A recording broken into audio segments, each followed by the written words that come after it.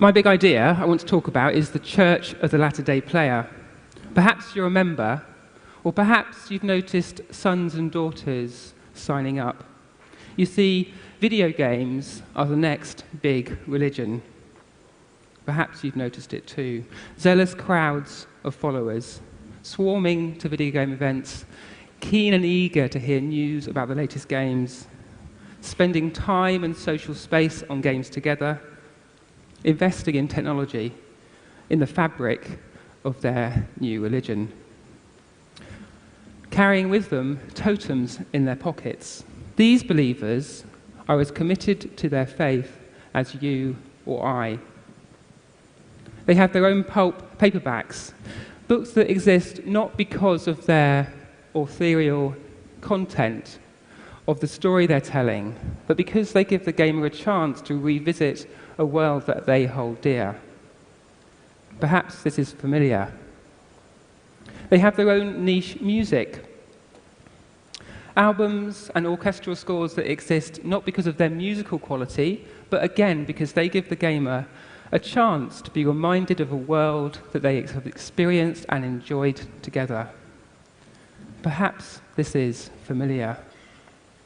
They have their own lifestyle accessories, wallpaper, badges, stickers, notebooks, lunchboxes, mugs, conferences, and even dating sites, whatever next. They have their own clothing, their own t-shirts.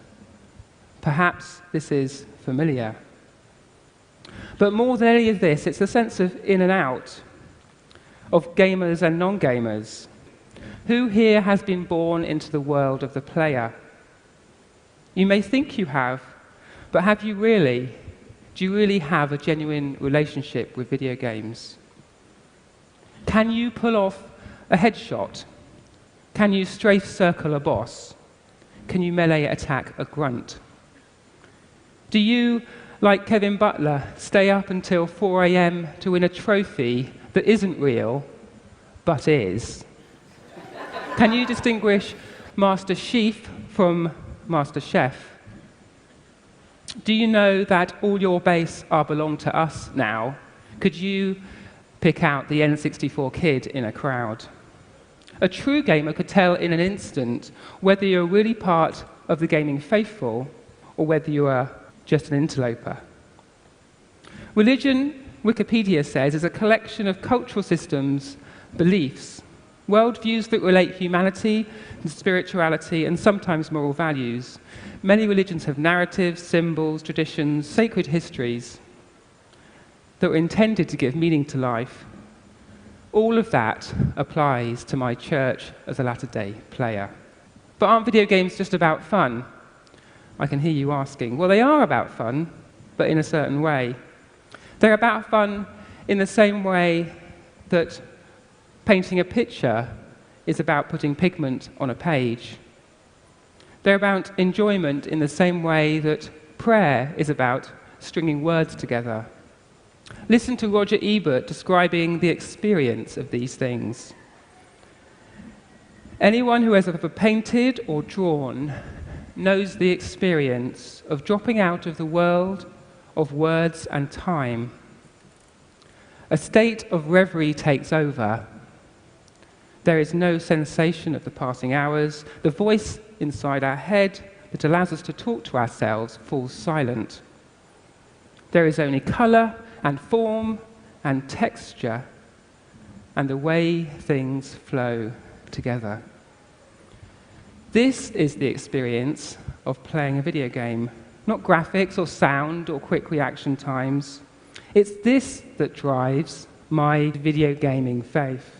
Every bit as meaningful, every bit as genuine as the ecosystem of the evangelical, the Pentecostal, or the charismatic communities. Now, I can tell you're not entirely convinced, or maybe some of you are. So let's dig a bit deeper. Perhaps the biggest similarity between games and religion is that both of them hold within them a vastly overlooked resource of meaningful stories.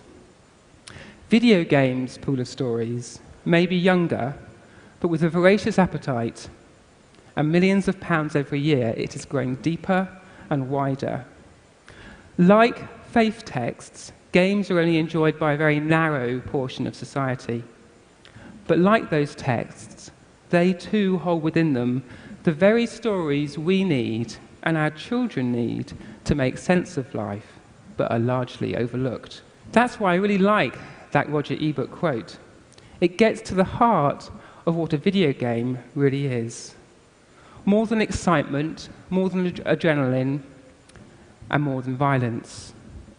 Those things, admittedly, but more than those things. Beyond the borders of those mainstream experiences are games that tell unique and groundbreaking stories about human life. Games that look into brokenness, and rather than simply reflecting it or let us play along, they offer a way through. Games that rob death and dead ends of their sting. And as we play those games, we encounter our own brokenness. That's why games like Flower and Journey are so easy to incorporate into worship at services like the cathedral, because that's the emotional space they've inhabited for some time. Games offer stories without words, though, because they're not books. Without direction, because they're not films. It's with interaction and gameplay and exploration that they gently let us encounter, overhear the stories they have to tell. This gentle touch with dark stories is perhaps the final similarity between video games and Christianity. Like Christianity, games often use their storytelling finesse in the most unexpected, sometimes darkest, and often taboo areas of life. Games, like faith texts, offer safe space in which to engage with these subjects. Like religions, games trick us into confronting subjects that we'd rather forget, we'd rather inoculate ourselves against. We need games to do this because very little else does. And there is a shock of encounter when you read about death and loss and danger on the pages of the Bible, but there's a similar shock of overhearing those same themes on the streets, the parks and forests of the games we play. Both do something similar in us, and both form a substantial religious world in a good sense of the word. Christianity and video games have too much in common to remain opposed to each other. Rather than standing on opposite sides of the debate, generating headlines to win each other over, faith and gaming actually go hand in hand. We have a choice today, the people here in this room. How do we respond to their threat and overtones? Are we able to hear what games really have to offer? One choice is to institutionalize them, to create a new denomination, my church as a Latter-day player, to steer and control those experiences that we find difficult to understand, to domesticate them, to colonize them, to make them safe. Today, I'm calling us away from this possible future. As people of faith, let us discover what video games really have to offer. Let's overhear the stories they have to tell us. Let's champion games that are emerging with new ways to talk about life and God and the future. Let's not let them become synonymous with violence and excitement and adrenaline. And then let's do what Christians have always done best. Make these stories real and valuable and interesting by connecting them with real life. Thank you.